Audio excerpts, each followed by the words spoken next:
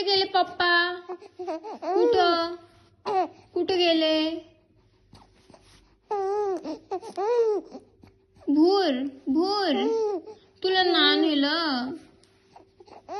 नाही नाही, माझ्या बालाला नाही नेलं. बोलायचंच नाही. कट्टी घेऊन टाकायची, कट्टी. बोलायचंच नाही तू. नाही बोलायचं, अजिबात बोलायचं नाही. हा, अजिबात बोलायचं नाही तर.